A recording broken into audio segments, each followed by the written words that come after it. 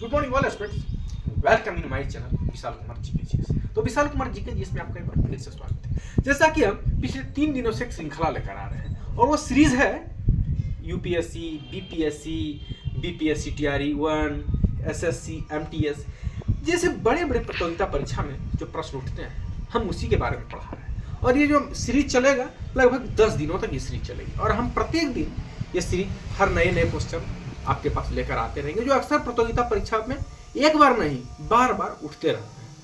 तो चलिए बिना समय गवाए बिना देर किए हम अपने लक्ष्य की ओर चलते हैं। माय फर्स्ट क्वेश्चन, कौन ऐसा चीज है, मेरा पहला क्वेश्चन है कि कौन ऐसा चीज है जो गर्म करने पर जम जाता है? ऐसा कौन सा चीज है? पानी को जब हम फ्रिज में रख देते हैं तो बर्फ बन जाता है ना। जब दूध को हम बर्फ में रख देते, मतलब फ्रिज में रख देते हैं तो जम जाता है। यहाँ तक कि किसी भी ठंडा चीज को अगर हम चूल्हे पे चढ़ा देते हैं तो उबल जाता है, वो तो नरम हो जाता है, उस खत्म हो जाता है। बर्फ को अगर हम चढ़ा देंगे चूल्हे पे तो पानी बन जाएगा। लेकिन ऐसा कौन सा चीज है जो गर्म करने पर जम जाता है? तो इसका शॉर्ट आंसर है अंडा, एग। वेरी गुड, बहुत ही सुंदर आपका जवाब था अभिजीत कुमार। तो ये इसका आंसर होगा एक अंडा। दूसरा क्वेश्चन है सेकंड, पृथ्वी पर सबसे पहले उगाई जाने वाली सब्जी तो बहुत है।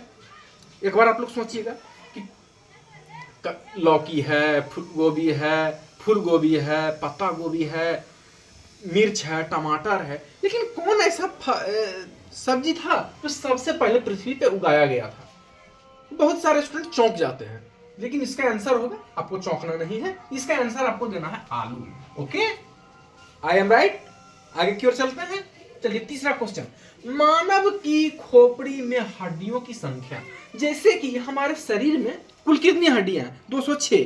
तो यहाँ पूरे शरीर की बातें नहीं हो रही है, बातें किसकी हो रही है? सिर्फ खोपड़ी की, मानव की खोपड़ी की, है ना। तो उसमें कितनी हड्डियां होती है? 8। इसका शॉर्टकट आंसर है 8। कौन ऐसा पक्षी है, अब हमारा चौथा क्वेश्चन है कि कौन ऐसा पक्षी है जो उड़ नहीं सकता है? अरे ये भी अजीब क्वेश्चन है भाई, आप लोग पूछिएगा। अब बहुत सारे लोग कह भी देते हैं कि ऐसा कैसा क्वेश्चन है, और यही क्वेश्चन कंपटीशन के एग्जाम में, बड़े बड़े एग्जाम में आपसे पूछ दिया जाता है कि कौन ऐसा पक्षी है जो उड़ नहीं सकता है। तो आप लोग तोता भी देखते हैं उड़ते, कौवा भी देखते हैं उड़ते, मैना भी देखते हैं उड़ते, गौरैया देखते हैं उड़ते, तो आप लोग चौंक जाते हैं, सारा पक्षी को तो उड़ते देखते हैं, कौन ऐसा पक्षी है जो उड़ नहीं पाता है? तो आपको नहीं जानकारी रहता है, या तो गलत मार के चले आते हैं या मार ही नहीं पाते हैं। तो इसका एक ही आंसर होगा और शॉर्टकट आंसर है इसका शुतुरमुर्ग। शुतुरमुर्ग एक ऐसा पक्षी है, मैंने पिछले सीरीज में आपको पढ़ाया था कि कौन ऐसा पक्षी है जो कंकड़ पत्थर खा जाता है। ये भी बड़ा अजीब सवाल है। अरे भाई ऐसा कैसे हो सकता है? फल खाता है, फूल खाता है, अनाज अगर छत पे पसार देते हैं तो वो खा जाता है।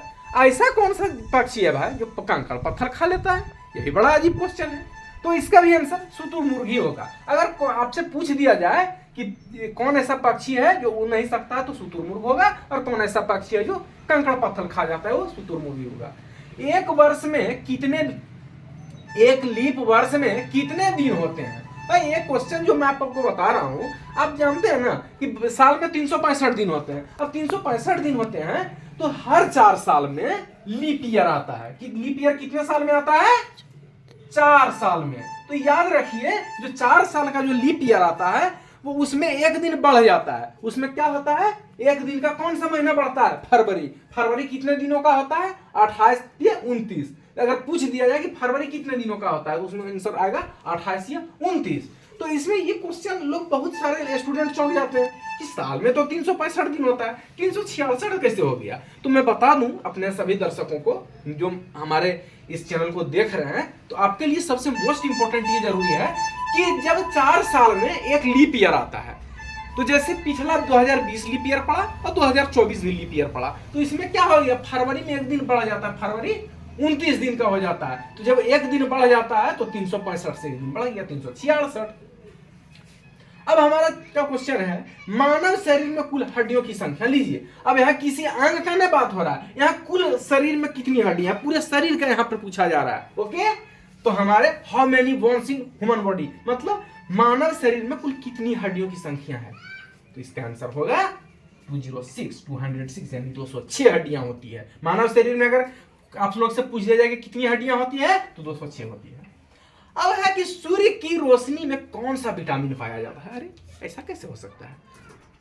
विटामिन खाना में पाया जाता है, दूध में पाया जाता है, फल में पाया जाता है, अंडा में पाया जाता है, सब्जी में पाया जाता है, मांस मछली में पाया जाता है, लेकिन सूर्य के किरण में कौन सा विटामिन पाया जाता है भाई?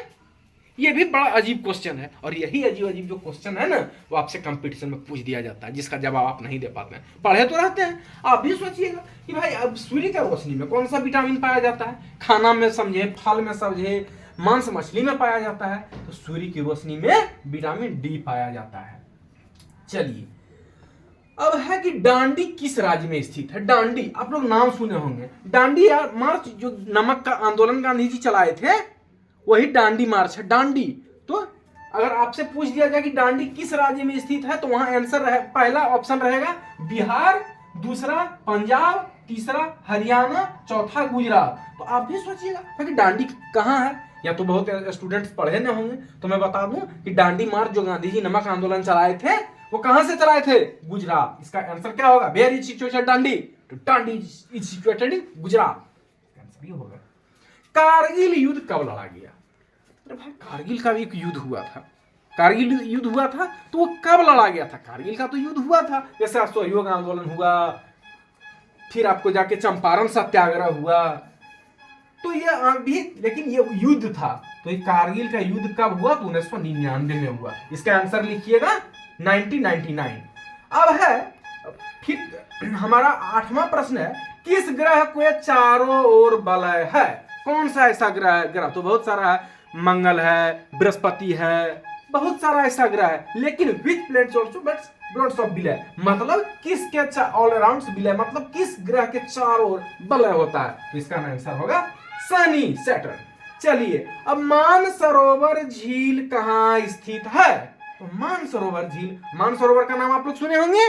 मानसरोवर झील कहाँ स्थित है? तो मानसरोवर झील एक प्रकार का झील है, lake. Where is situated? Mansarovar lakes. Mansarovar झील कहाँ स्थित है? तो इसका आंसर होगा तिब्बत। कहाँ स्थित है मानसरोवर झील? कहाँ स्थित है? अगर question competition, where is situated Mansarovar lakes?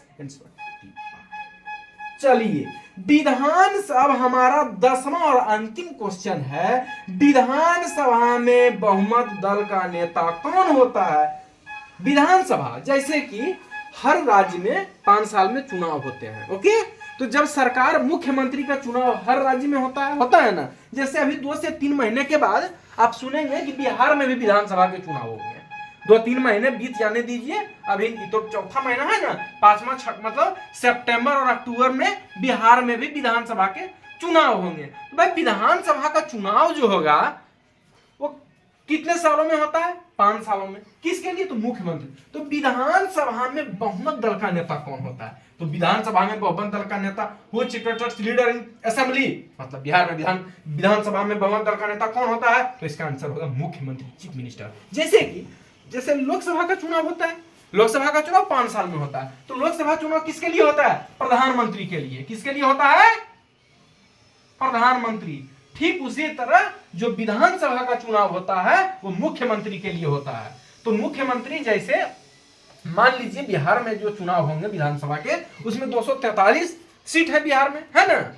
तो बिहार में जो 243 सीट में अब 122 सीट जो लाएंगे, जिस पार्टी की भी आएगी, वो बहुमत दल के नेता होंगे। वो मतलब वहां के विधानसभा में बहुमत दल के नेता होंगे और मुख्यमंत्री, तो चीफ मिनिस्टर। विधानसभा में बहुमत दल का नेता कौन होता है? तो मुख्यमंत्री होते हैं। मुख्यमंत्री का भी कार्यकाल 5 वर्षों का होता है। तो ये क्वेश्चन जो मैं आपको बताया था बच्चों, it is most important question.